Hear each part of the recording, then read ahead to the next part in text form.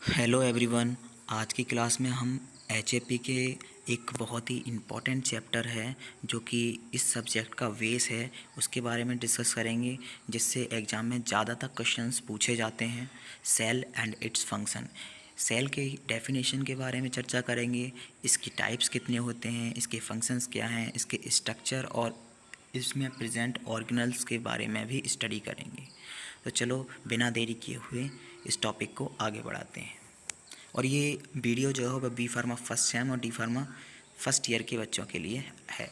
ठीक है, तो सेल क्या होता है, इसकी डेफिनेशन देखें तो cell is the basic structural and functional unit of the body.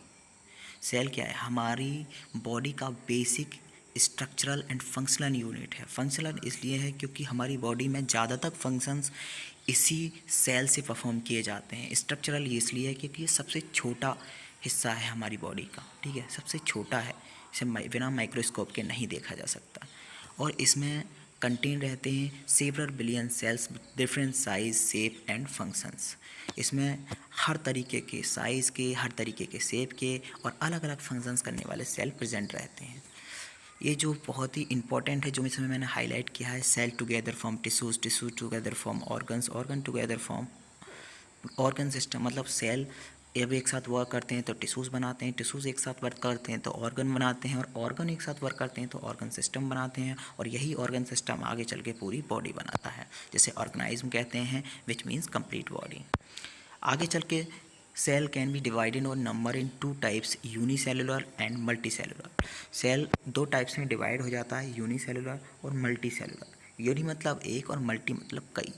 अलग अलग ऑर्गन में अलग अलग इसके फंक्शंस होते हैं। जैसे हार्ट में है, हार्ट का सेल है तो हार्ट का फंक्शन अलग होगा। जैसे हार्ट पंप करता है तो हार्ट में वैसे ही सेल बनेंगे जो पंप करने में मदद करेंगे। लीवर फैट बनाता है तो लीवर में ऐसे ही सेल प्रेजेंट होते हैं जो लीवर में मदद करते हैं, जैसे फैट बनाने में, लिपिड्स बनाने में। तो इस तरीके से तो आप समझ ही गए होंगे इसका मतलब क्या है। डेफिनेशन हमने इसमें कवर की है और एक दो पॉइंट भी ले लिए हैं। डेफिनेशन क्या है, cell is the basic structural and functional unit of the body. It concerns several billion cells with different size shape and functions. ठीक है, और ये जो हाईलाइट किया है ये हर बच्चे को पता होना चाहिए। क्यों? क्योंकि ये बेसिक है। अगर ये नहीं, ये पता होना बहुत ही कंपलसरी है हर बच्चे को। अगर एचएपी वो पढ़ रहा है तो इस पर तो मेडिकल पर्पज़ से और एग्ज़ाम पॉइंट ऑफ व्यू से बहुत ही ज़रूरी चीज़ है, क्योंकि ज़्यादातर क्वेश्चंस सेल से ही परफॉर्म किए जाते हैं, एग्जाम में सेल से ही पूछे जाते हैं। तो इसलिए कह रहा हूँ बहुत ही इम्पॉर्टेंट चैप्टर है ये सेल।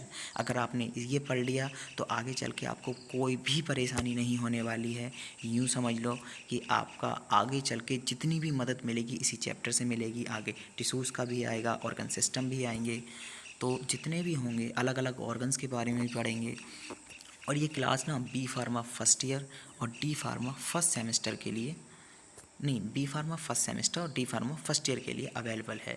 हम शुरू से लेकर एंड तक इसके बारे में डिस्कस करेंगे, जितने भी चैप्टर हैं इसके। अच्छा, एक वो और रह गया है, इसका जो चैप्टर है इसका बेसिक मतलब ह्यूमन अनाटॉमी की कुछ टर्म हैं उसके बारे में डिस्कस करना है, तो उनके बारे में हम बाद में देखेंगे। ठीक है, आगे चलते हैं। Cell they are mainly of two types. ये कितने टाइप्स के होते हैं? ये टू टाइप्स के होते हैं, prokaryotic cell and eukaryotic cell. अब बात करेंगे कि प्रोकैरियोटिक सेल्स क्या होते हैं।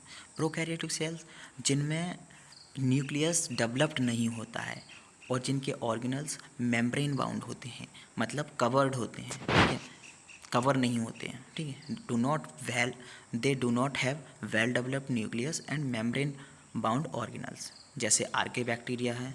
ठीक है, अब ऐसे यूकैरियोटिक सेल की बात करेंगे तो इसमें क्या होता है, इसमें मेम्ब्रेन बाउंड ऑर्गेनल्स होते हैं और डेवलप्ड न्यूक्लियस होता है।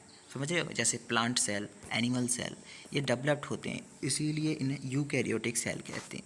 अब इनकी याद करने की ट्रिक है, प्रोकैरियोटिक, प्रो मतलब पहले। ठीक है, प्रो मतलब पहले, पहले का मतलब है जिनमें डेवलप नहीं होते हैं, जो डेवलप नहीं होंगे, इसलिए वो पहले के हैं।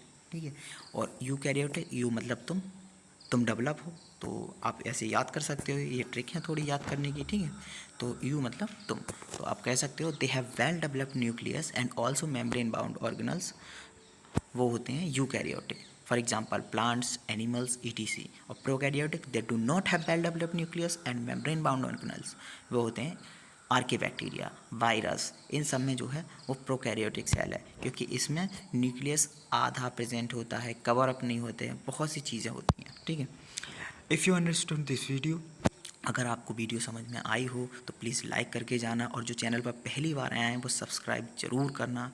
और हम इसको सेल को डिटेल में डिस्कस करेंगे अगले लेक्चर में, और धीरे धीरे अगले लेक्चर में हम इसके ऑर्गेनल्स और जो भी इसके फंक्शंस हैं सेल के वो डिस्कस करेंगे, इसका स्ट्रक्चर भी डिस्कस करेंगे। ठीक है, तो अगले वीडियो में हम इसको ख़त्म कर देंगे सेल को। Thank you so much. अगर आपको वीडियो अच्छी लगी तो प्लीज़